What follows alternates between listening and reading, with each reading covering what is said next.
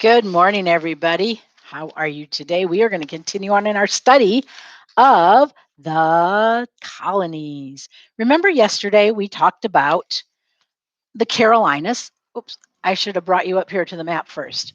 Today we're going to talk about a colony, the only colony that's south of the Carolinas. Pull you up here closer where you can see. Today we're going to talk about the colony of Georgia. Here's the Carolinas. It's Georgia. Georgia is a southern colony. Clearly, it is one of the southern colonies because, well, it's here in the south. Also, on the coast, all of the colonies except Pennsylvania have coastland. Well, and Vermont, Pennsylvania and Vermont. All of the rest are on the coast, on the Atlantic coast. Georgia is no exception. It was easy for the colonists to settle land on the coast because, well, that's where their ships came. When their ships landed, they were right there on the coast. So that's why most of the 13 colonies are right on the Atlantic coast. In the time that we are talking about now, when the colony of Georgia was established, let me see if I can find the. Here it is, 1732. I knew it was towards the end. It was established in the early 1700s. At that time, the British prison system was, let's say, inadequate, for lack of a better term, inadequate. And part of the problem with the British prison system, is that if you owed somebody money and you couldn't pay them, you could be thrown into prison where you could never pay off that debt. Your family had to try and work to find some money to pay off that debt so that you could get out of prison. So it was known as a debtor's prison. Debtor's prison. We're going to start off reading in what your third grader needs to know. If you have this book, we're going to be on page 159. If you don't, you're just going to be listening. It's a very short section. It's only a few paragraphs. Imagine this. The year is 1730. So right before here, your family is living in a small dark room of a rundown building in a dirty section of London. Rats scurry beneath a rickety wooden table. Your parents work hard, but somehow they can't pay their bills. You and your little brother beg for food every day. Then one day, an English constable, that's kind of like a police officer, drags your father off to jail because he can't pay his debts. Your father is thrown into debtor's prison where he will stay for a long time. Now you've lost your father's income. How will your family ever survive? Most families did not. They ended up on the street as beggars, and most of them just ended up dying. Today, anyone who thinks about these debtors' prisons can see that they were a terrible idea. Back then, only a few people saw the problem. James Edward Oglethorpe wanted to give debtors a second chance. He went to King George II and he said, "Don't send debtors to prison. Give them a chance to do something useful. Send them to the New World and let them settle a colony there." The king agreed. He liked the idea of sending more English people to the land that bordered Florida. Remember, Florida was owned by the Spanish. And at that time, Spain and England were arch rivals. Oh, well, goodness me. It says that in the next sentence. Florida was owned by Britain's rival, Spain. King George II thought, if I can get the colonists to settle there, they will keep out the Spaniards. So he did not want the Spaniards moving up into English territory, which was the Georgia colony. So in 1732, James Oglethorpe set off for Georgia with 120 colonists. As it turned out, most of them were not debtors. Oglethorpe found that most debtors preferred to remain in England, even if they had to stay in prison, rather than face the dangers of the New World. Oglethorpe and his colonists settled between two rivers, the area we now call Savannah. For the next few years, Oglethorpe paid for more and more people to come and settle in Georgia. The colonists in Georgia made friends with the Creek Indians, who hated the Spanish. Together, the colonists in the Creek drove the Spanish back to Florida. but they did not take Florida from the Spanish, which is what the English wanted them to do. By 1743, James Oglethorpe had run up so much debt from his efforts to go back to England. Oh, from his efforts that he had to go back to England and be put on trial. Uh-oh. What happens to people who can't pay their debts in England at that time? Would Oglethorpe himself be sent to debtor's prison? Nope, not this time. The jury let him go. But James Oglethorpe was fed up. He returned the charter to King George II, and he told the king ever so politely to run his stupid colony himself. He had had enough. He couldn't get debtors to come. He couldn't get people to colonize the way he wanted them to. So yeah, that was just didn't work out as he wanted it. All right, we're going to continue on reading. We're going to be in our book, The 13 Colonies. We're going to start on page 50 if you're following along in the book. Otherwise, you can follow along in the PDF file. The title of this chapter is The Story of Georgia. The year was 1732, and the ship was called Anne. It was a very crowded ship with 120 passengers and many animals. Most of the people on the Anne were poor, and they were unable to find work in England. There was, however, one very wealthy gentleman on the ship. His name was James Oglethorpe. Everyone called him Father Oglethorpe because he was kind and gentle. James Oglethorpe was the leader of a new colony named Georgia in honor of King George II. It was the last of the southern colonies to be established. James Oglethorpe was born into a wealthy family. When he was a teenager, he joined the English army. He became a captain of the Queen's Guard. He left the army when he was 26 to become a member of Parliament. Parliament is a group that's made up of representatives and the king or the queen who make the laws for the country. The term is used especially in England to describe the law-making part of the government. We call ours collectively Congress, which is our senators and our representatives. That is our Congress. They are the law-making part of our country. In England, that part is called Parliament. He spoke out for poor people and for people jailed because they could not pay their debts. A debt is something that is owed. At the time, people in England who did not have enough money to pay their debts were put in jail.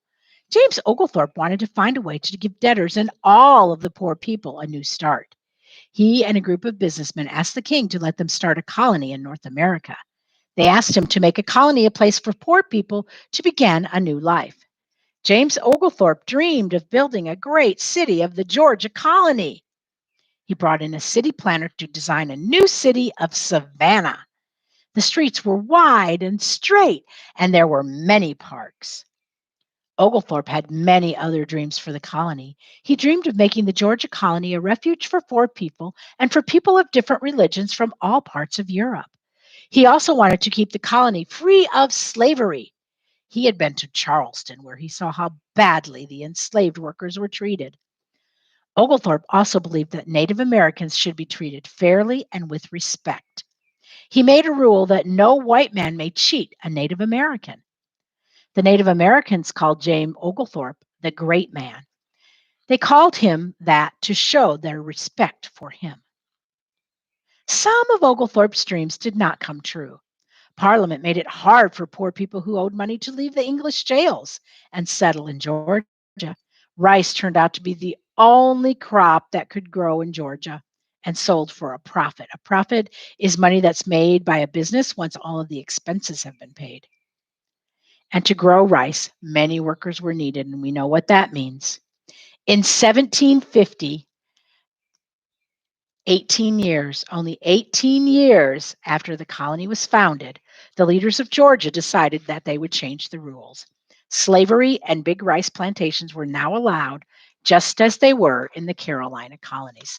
So George Oglethorpe did not have his dream realized. He wanted it to be a safe haven for debtors, and he wanted it to be slave free. It was neither of those things.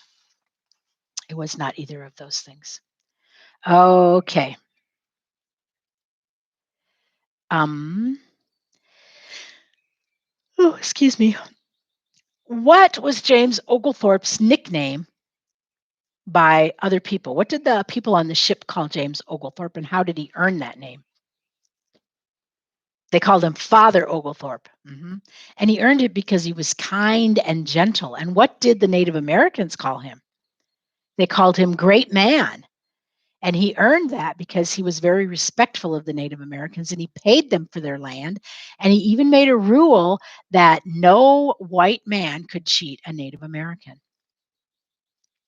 What happened to the people who could not pay their debts in England? They were thrown in prison where most of them died. What kind of a colony did did James Oglethorpe want Georgia to be? He wanted it to be a refuge for poor people, debtors, and people fleeing other countries, and people that were suffering religious persecution in other countries. He wanted people to be able to come there and practice their religion for free. I mean, freely practice their religion. He wanted them to get a new start.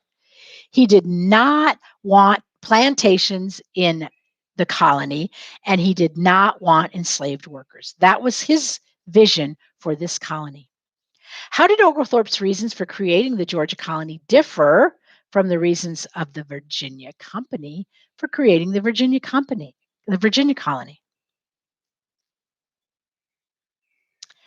Oglethorpe was pretty altruistic. He wanted to start a colony where poor people could get a fresh start. The Virginia Company, on the other hand, established the Virginia colony for the sole purpose of making money. They wanted rich people to get richer. James Oglethorpe wanted poor people to have an opportunity. Okay? Why did very few debtors make it to Georgia? Yeah, Parliament made it very difficult for them to get out of prison if they owned money. They were not willing to let them out of prison. Although I can't really understand why. It seems like if you're in prison, then the country or the state or the city, whatever, is paying to support you because they have to feed you. And if you were then out of their prison, you would no longer be their problem. So I don't understand Parliament's reasons for not wanting to let them go. Why was slavery eventually allowed into Georgia? Yeah, because they discovered the only thing that they could grow in Georgia because of the soil and the location was rice. And in order to make any money on rice, you have to have huge plantations. And if you have huge plantations, you have to have enslaved workers, was their thought. That's the only way that they could make money. So, in order to do that cash crop, they had to have enslaved workers to make money. Why did James Oglethorpe want to set up a colony in North America? Mhm. He wanted to establish a colony that was a refuge for debtors and for poor people and people of all backgrounds who were looking for a new start, including people who were suffering religious persecution in their country in Europe. All righty. I've got one more little bit of information that I'm going to read to you, and then we're going to label our Georgia map. It's just a little bit of background information on James Oglethorpe, and it will help you understand why he wanted to set up this British colony to be for debtors. In 1729, so this is 1732, so we are about here, 3 years before he established this colony. One of Oglethorpe's friends was thrown into prison because of unpaid debts. So he was thrown into debtor's prison. The man was thrown into a prison cell with a prisoner who had smallpox, which is what most historians believe that Pocahontas died from. And he contracted the disease himself and he died because smallpox is very contagious. The loss of his friend stimulated Oglethorpe to begin a long campaign of reform and improve the horrible conditions in England's prisons. Oglethorpe came to believe that it was a tragedy that so many British citizens lingered in jail simply because they couldn't pay their bills. And he began to push for the creation of a new colony in America, a place where the worthy poor could have a second chance and be turned into farmers, merchants, and artisans. That's somebody who creates something. Oglethorpe envisioned a colony without slavery. In 1732, the colony became a reality, partly because the British wanted a buffer colony between Spanish Florida and the settlers in the Carolinas. Okay, that's it, actually. Let's go ahead and take our notes, and then we're going to get out our map and label it and glue it in. Whoops, that's the page for my other map. We're not going to put it there. I'm going to glue my map on the back side of this page. On the front side of this page is my Carolina map. So hold on one second. I need to plug my computer in because it just flashed at me. My battery does not hold a charge long at all. All right, where's my pen? Let's go ahead and put the heading on our paper. Oops, that's where I'm putting my map, right? I said that. Our names, your name, not all of our names. I'm going to put my name. You're going to put your name. The date, today's date is 4/27/21. And the lesson, and that is chapter 8. We're going to talk about Georgia, chapter 8. And now our heading is Georgia. Georgia. That's spelled Georgia. Georgia. Georgia. Georgia. All right, first bullet point. What region is Georgia located? New England, middle, or southern? You got it. It's a southern colony. Southern colony. Okay, second bullet point. Last British colony to be founded. Say it. Last British colony to be founded. Say it. Last British colony to be founded. Say it as you're writing it down. Last British, B-R-I-T. Oh, I spelled British wrong. No wonder it looks weird. British colony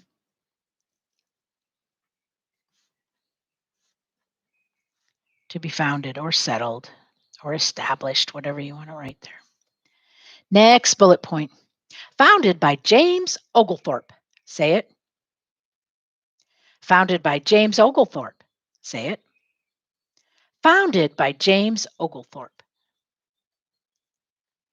Founded by James, and his name is spelled Og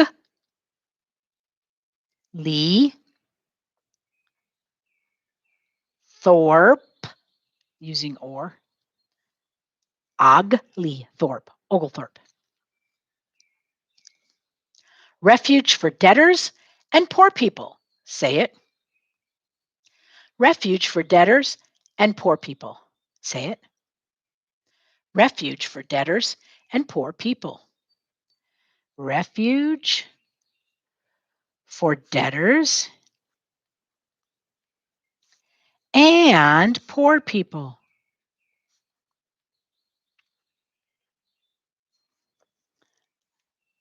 Next bullet point. Named after King George. Say it. Named after King George. Say it. Named after King George. Say it as you're writing it down. Named after King, and that's an uppercase K because it is a title, George. Originally slave-free. Say it. Originally slave-free. Say it. Originally slave-free. Say it as you're writing it down. Originally slave-free. And we're going to put a sub bullet point under there, so go ahead and indent it. Could grow rice well, so became a slave colony later. Say it. Could grow rice well, became slave colony later. Say it. Could grow rice well, became slave colony later. Say it as you're writing it down. Could grow rice well, became slave colony I guess we don't need to put later. That just makes sense that it would be. And we have one definition, and that definition is debt. We say debt, we think to spell debt, debt. Something that is owed, such as money. Say it. Something that is owed, such as money. Say it. Something that is owed, such as money. Say it as you're writing it down. Something that is owed, comma, such as money. That is the end of our bullet points for today. However, we do need to get out your map. I'm going to set my notebook away on the side. And we are going to label the map of Georgia. If I can get my fingers on it, it should look like this. This is Georgia. This is South Carolina. We've already labeled it. This is Georgia. We're going to label that one right now. Okay, the first thing that we're going to put on here is Savannah. Savannah is a coastal city. It is located near the northern part of Georgia, and it's on the coast. So we're going to go ahead and put our asterisk there. Up here towards the top, it is a coastal city located in the northern part of Georgia, the northeastern. Well, I mean, I say that, that's actually not the northeastern part because Georgia's all the way up here, but it's this on the northeastern coast of Georgia. That is Savannah. Savannah is spelled Sav and nah. I'm going to use AH to make the ah sound. Savannah. And the other thing we're going to put on here is the capital of Georgia, the current capital, which is Atlanta. And that's located inland. It's towards the western coast more. So it's kind of in the northwestern section of Georgia. Right here. Atlanta. That is the current capital of Georgia. Atlanta.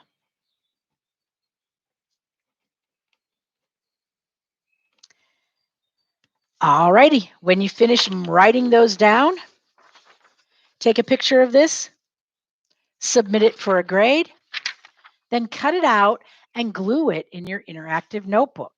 I'm going to glue mine. I might be able actually to get mine at the bottom.